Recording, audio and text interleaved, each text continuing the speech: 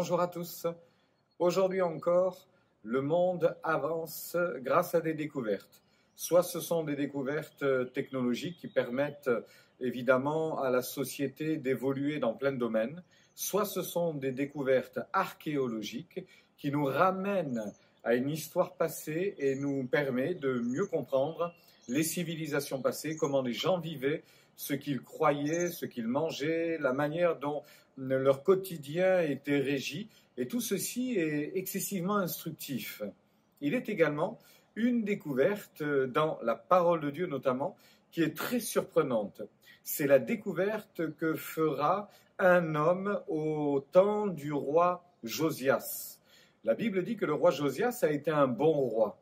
Il a décidé de rouvrir le sanctuaire, le temple de Dieu, et puis de le réparer, de le rénover, de faire en sorte que le culte redevienne vivant, que ça ne soit pas attaché au passé, que l'on ne passe pas devant le temple en se disant il y a longtemps, très longtemps, des choses bonnes se faisaient à l'intérieur, les choses avaient dégénéré avec les rois précédents, les choses ne s'étaient pas bien passées, véritablement mal passées, et Josias va réparer le sanctuaire et va essayer de réhabiliter la foi en quelque sorte. Il y a une découverte qui va être faite par le souverain sacrificateur. Alors qu'il est dans le sanctuaire, il va trouver le livre de la loi. Découverte extraordinaire, découverte majeure. Pour quelle raison? Parce que ceci va entraîner une véritable réforme. Je vais lire pour vous quelques textes qui se trouvent dans le livre des rois, et vous allez voir qu'est-ce que ceci a provoqué, et puis j'en discuterai quelques instants après cela.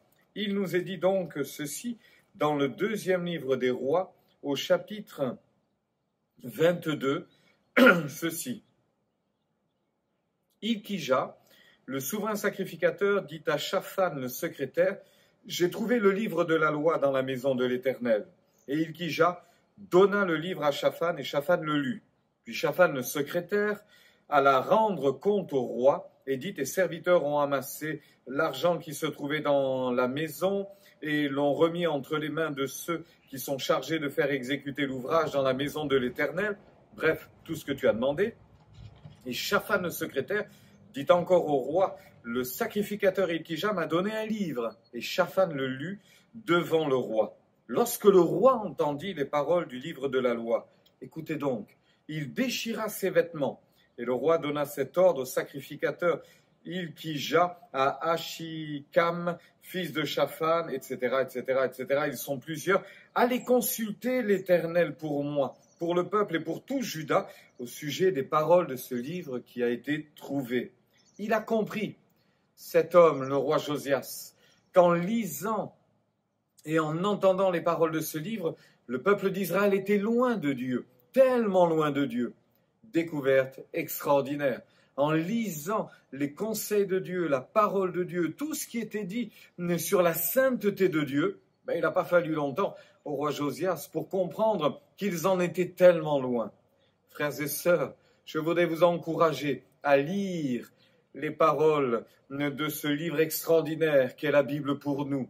Et en lisant les paroles de ce livre, peut-être que vous serez comme Josias, tracassé, embarrassé, troublé, parce que vous vous direz, mais je suis loin, tellement loin, d'accomplir ce que la parole de Dieu me demande de faire.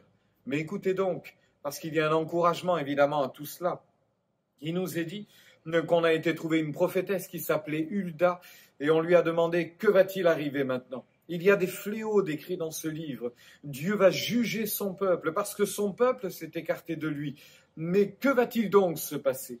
Et la réponse est tout de même encourageante et véritablement réconfortante.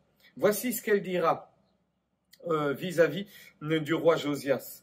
Parce que ton cœur a été touché, parce que tu t'es humilié devant l'Éternel, en entendant ce que j'ai prononcé contre ce lieu et contre ses habitants qui seront un objet d'épouvante et de malédiction, et parce que tu as déchiré tes vêtements et que tu as pleuré devant moi, moi aussi j'ai entendu, dit l'Éternel.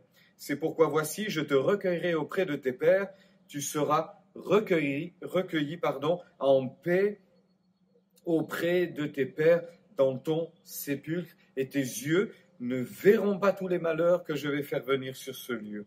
En fait, le roi a été épargné. Le roi a vraiment été épargné parce qu'il s'est humilié, parce qu'il s'est repenti. Et Dieu entend toujours la voix de la repentance. Dieu entend toujours la voix de l'humilité. Dieu entend toujours la voix d'un cœur contrit, d'un cœur qui s'abaisse devant Dieu.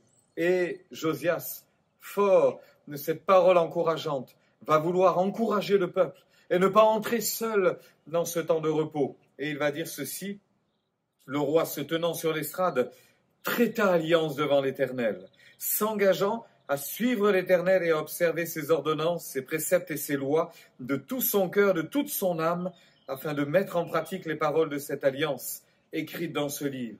Et vous savez quoi? La Bible dit que tout le peuple entra dans l'alliance.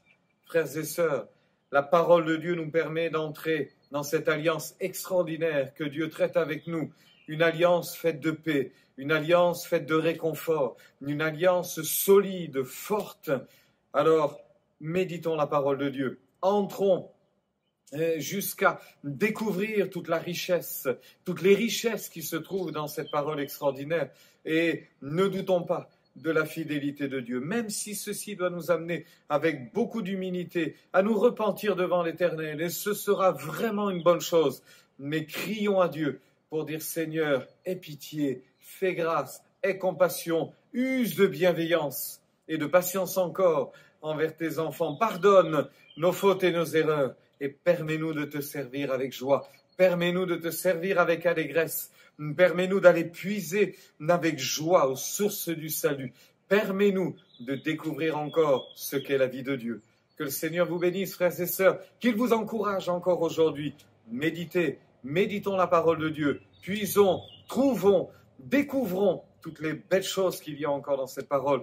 Et soyons bénis ensemble, et marchons ensemble dans ce chemin, dans ce plan extraordinaire que Dieu a tracé pour ses enfants.